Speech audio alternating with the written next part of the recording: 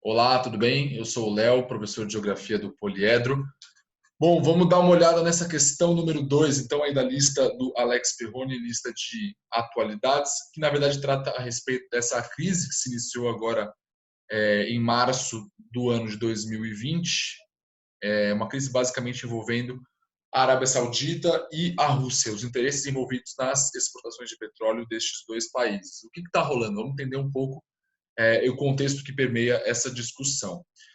Prevendo já uma tendência de queda na demanda por combustíveis derivados do petróleo, entre outros muitos produtos que estão envolvidos, né, que estão relacionados ao petróleo, a Arábia Saudita adotou uma posição como principal país dentro da OPEP, né, a Organização dos Países Exportadores de Petróleo. A Arábia Saudita tem um certo protagonismo dentro desta organização e, portanto, se aproveitando dessa posição, a Arábia Saudita encabeçou ali uma posição, um interesse em diminuir a produção de petróleo.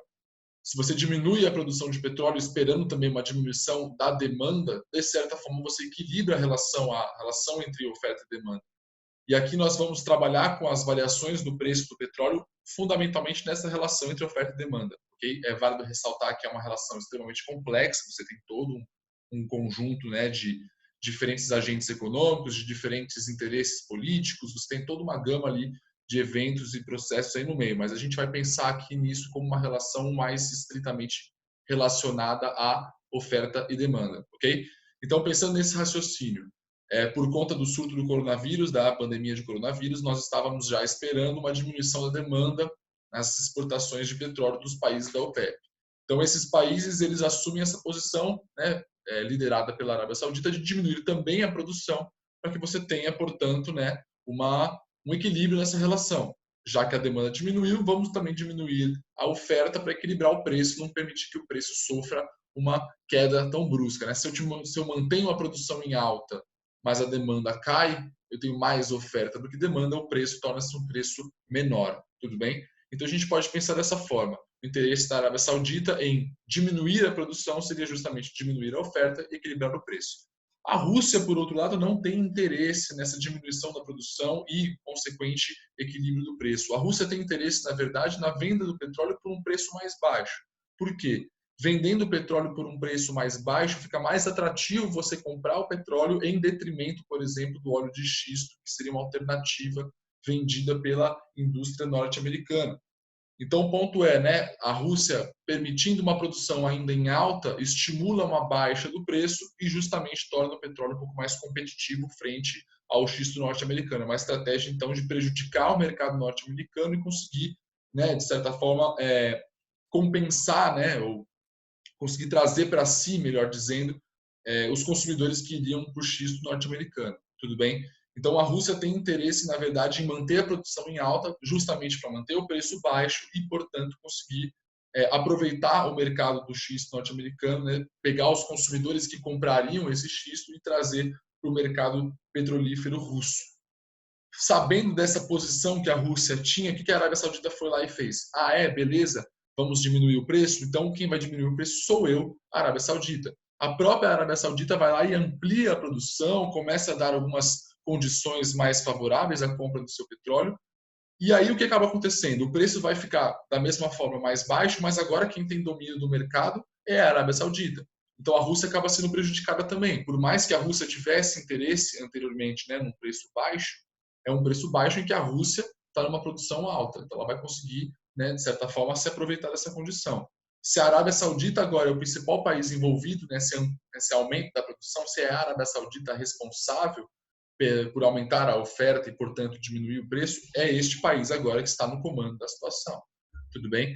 Então, na verdade, isso acabou sendo também uma forma de represália a essa posição da Rússia, né? Porque a Rússia, no final das contas, vai ficar com um preço baixo, não vai conseguir lucrar tanto assim e também não vai ter tanta participação, não vai ter tanto domínio do mercado, já que agora a Arábia Saudita está numa posição de maior destaque. Tudo bem, faz sentido? É uma trama aí de personagens, de aumentos, diminuições do preço, fundamentalmente baseadas novamente na relação de oferta e demanda. Okay? Pensa sempre, para retomar essa ideia do que por que o preço está aumentando, por que o preço está diminuindo, pense sempre nessa relação entre oferta e demanda. Vamos dar uma lida nas afirmações aqui então para chegar numa resposta.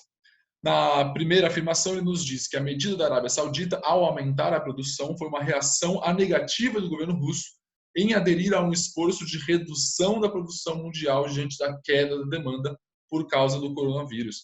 Uma mistura de palavras torna um pouco mais difícil para a gente entender. Vamos, novamente, pegar pelo contexto e tentar entender o que essa afirmação está dizendo. Tudo bem? A Arábia Saudita aumenta a produção, como uma forma de represália do governo russo. O governo russo não concordou em diminuir a produção, o governo russo tinha interesse em manter a produção elevada, mas se é a Arábia Saudita responsável pela ampliação da produção, é este país que vai lucrar, no fim das contas, vai se aproveitar desse cenário de um baixo preço. Tudo bem? Então, vale a afirmação número 1 está correta. Número 2 diz que a Arábia Saudita propôs à OPEP e a seus aliados um corte na produção para impedir quedas substanciais no preço do produto. Então, no primeiro momento, o primeiro posicionamento da Arábia Saudita é este: não, vamos diminuir a produção. Já que a demanda está se tornando menor, vamos diminuir a produção para evitar uma queda do preço. Ninguém tem interesse em uma queda do preço. Agora, já que a Rússia tem interesse na queda do preço, agora então eu vou quebrar os interesses russos, aumentando a produção, pensando no ponto de vista da Arábia Saudita. Então, novamente, número 2 também está correto, falando desse primeiro momento, desse posicionamento que a Arábia Saudita tinha ainda pensando como um país dentro dessa liderança da OPEP. Número 3 nos diz que o entendimento dos russos era que a queda no preço ajudaria o petróleo a concorrer com gás de xisto no mercado internacional de energia, justamente. Se o xisto tem um custo relativamente mais baixo em relação ao petróleo, se o petróleo estiver com um preço muito baixo, compensa comprar o petróleo, porque o petróleo geralmente é um produto que tem uma viabilidade, uma variação de usos aí um pouco mais diferente, um pouco mais abrangente. O petróleo, pensando numa perspectiva energética, ele geralmente tem um melhor poder calorífico, os seus derivados especialmente, pensando nas outras possibilidades de produtos que são derivados também do petróleo, como o plástico, por exemplo. Enfim, é uma matéria-prima um pouco mais versátil. Geralmente, vale mais a pena você comprar petróleo por um preço baixo do que comprar o xisto por um preço relativamente próximo, ok? Então, diminuindo o preço do petróleo por meio de um aumento na produção, a Rússia se aproveitaria deste mercado, conseguiria ampliar aí as suas exportações, mesmo que com com um preço relativamente baixo, mas conseguiria ampliar o seu controle no mercado. E o número 4, por fim, diz que o raciocínio da Rússia é de que uma ação para elevar ou estabilizar o preço do petróleo seria prejudicial às empresas de xisto dos Estados Unidos. Aqui, na verdade, temos um problema. Tudo bem? A Rússia, na verdade, tem interesse em diminuir o preço do petróleo, como a gente acabou de mencionar. Então, na verdade, uma estabilização ou um possível aumento do preço não seria interessante do ponto de vista russo, porque não seria um fato que ocasionaria um problema à economia norte-americana. Tudo bem?